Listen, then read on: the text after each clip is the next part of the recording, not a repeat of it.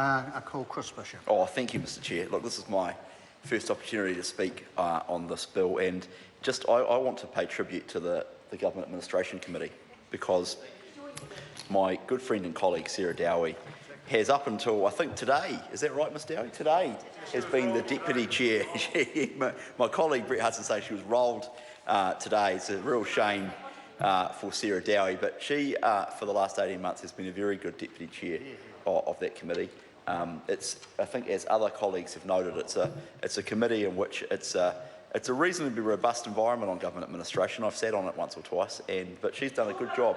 She's done a good job. Well, I am talking about the good job the Government Administration Committee did on the bill, and I want to talk about part two.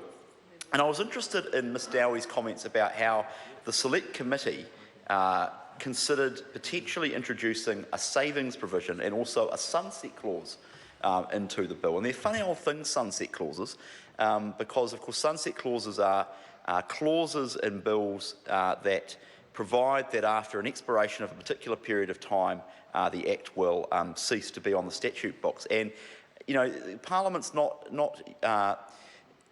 not like to legislate for sunset clauses, it's fair to say. And so it was very interesting to hear from Ms Dowie that the Parliament, or at least the committee in this instance, had considered putting a sunset clause into the bill. Thank you, Mr Mitchell. I was also intrigued about the savings provision, and I was going through the bill. It's only a short bill, two parts, and this is the chunky part, as somebody has made mention.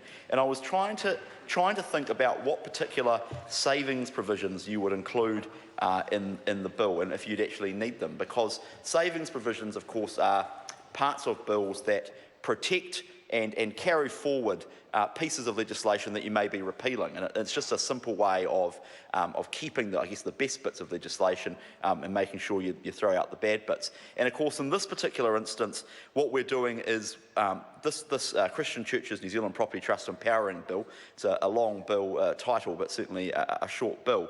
And so this is repealing a particular piece of legislation, dissolving a particular board, but it's simultaneously transferring all the property and the powers and the obligations from one particular body, that's the Associated Churches of Christ Church Extension and Property Trust Board, to a new charitable trust, the Christian Churches New Zealand's Property Trust Board. So, and that happens simultaneously upon the commencement of this Act, and the Act comes into force the date after it receives, or the day after it receives the Royal Assent. So I was sitting there as Ms Dowie was speaking, just pondering in my mind what particular savings provisions you may need in this bill, and of course Ms Dowie rightly pointed out to the House in the forthright manner with which she has become known in her time in the House that no savings provisions were required, and that's why on part two, the chunky part of the bill, we don't have any savings provisions. So what do we have in part two? Well, we have the transfer of property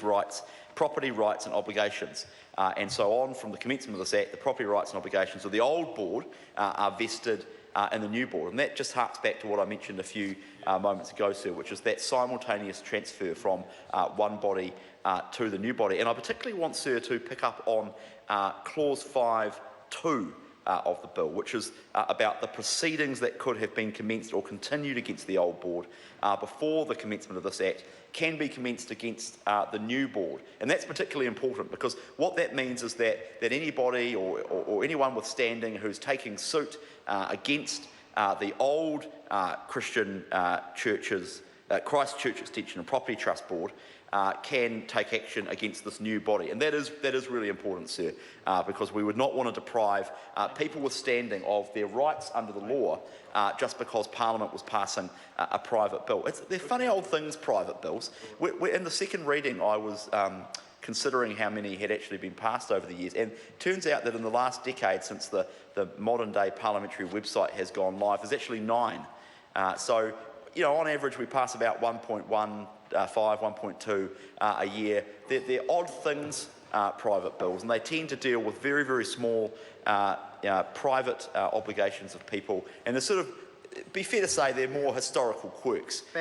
They're more historical quirks, sir, but they are funny old things. Sir, clause 7 of this part is very important. So this is the important point, that the old board is dissolved and that, of course, is part of the purpose of the Act. It's very important. And I just want to also refer to Clause 7.